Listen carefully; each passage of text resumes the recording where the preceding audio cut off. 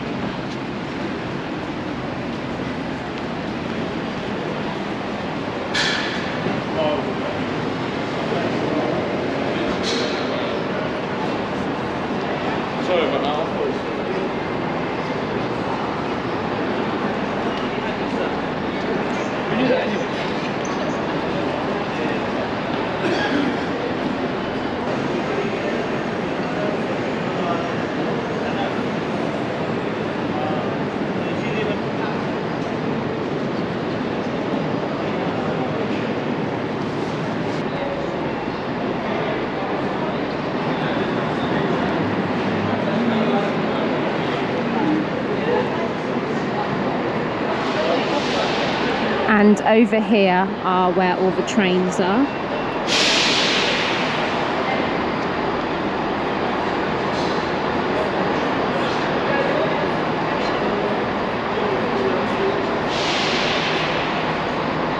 And I'm assuming over there is where the scene would have been shot.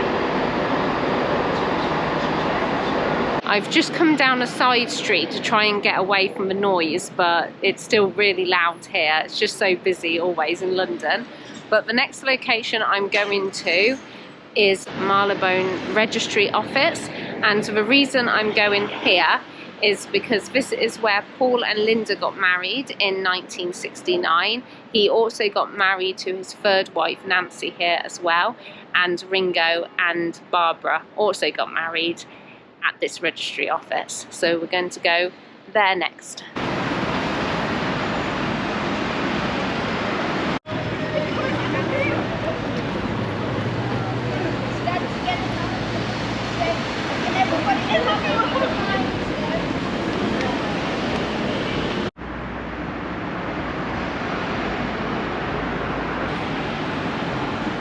I am now going to my next destination, which is about a 10-minute walk from Marylebone Station, and that is to number 34 Montagu Square, which was the former residence of Ringo Starr, and it was actually the first home of newlyweds Ringo and Maureen.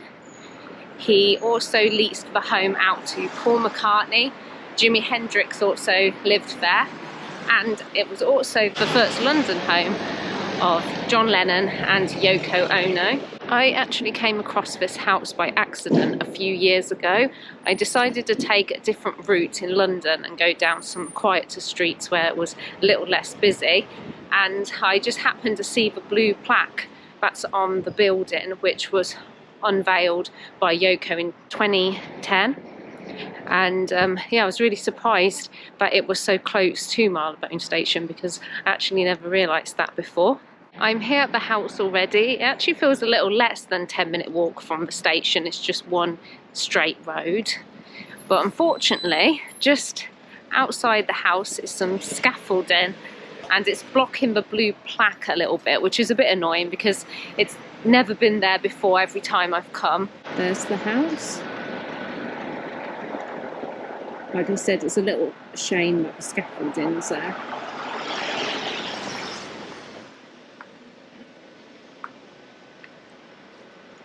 See if we can get a better look at the plaque.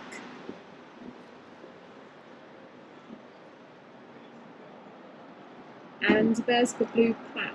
Such a shame that the scaffolding's here, but it says John Lennon, 1940 to 1980, musician and songwriter, lived here in 1968.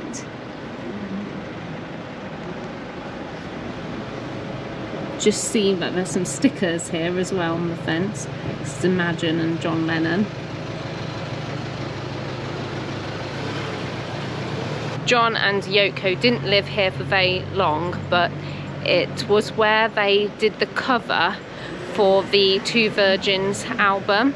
The next location is about a 15-minute walk from Montagu Square, and I'm going to number 57 Wimpole Street, which was the former residence of Paul McCartney.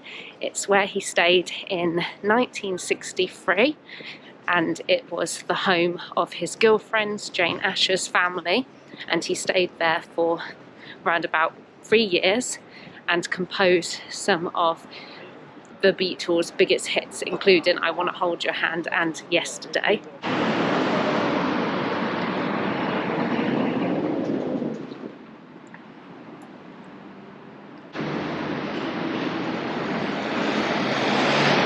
It's very, very busy and noisy around here. Loads of cars, loads of people. Apparently, Paul McCartney had a room at the rear of the house at the top.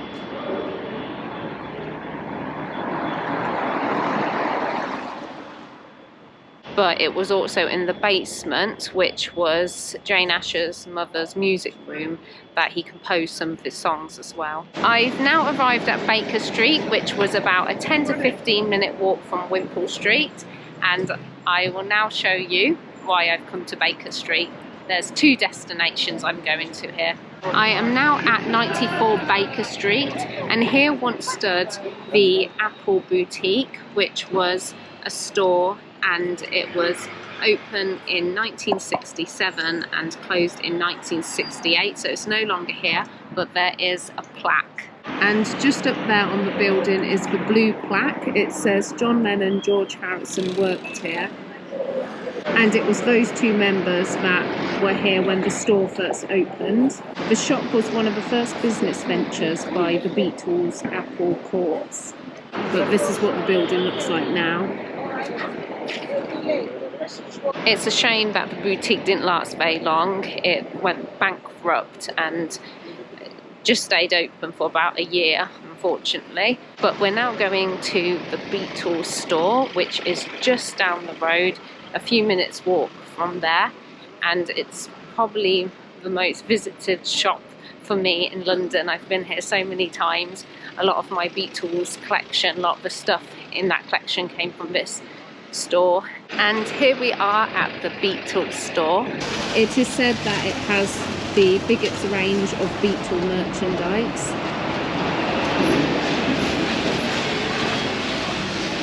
It's a shame about all this wood though at the front.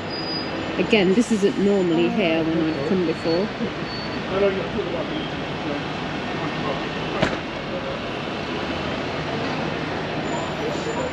Let's go inside.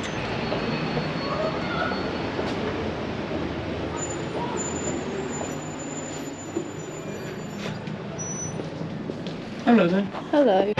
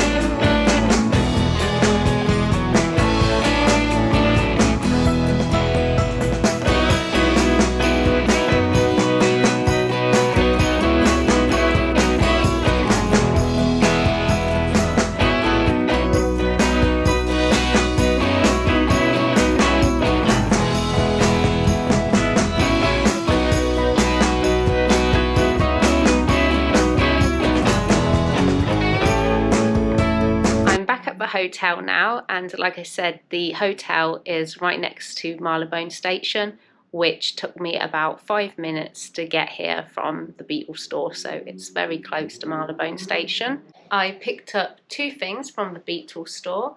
I got this hat. I wanted a hat styled like this for quite a while because it reminds me of the hat that John Lennon wore in the early days of the Beatles. And also this netted top. I've not seen anything like this before. I love the colours.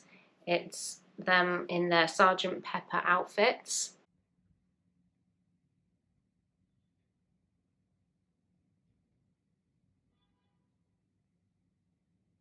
And that's the end of this Beatles walk, which I did in about an hour.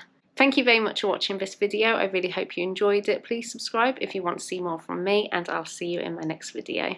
Bye!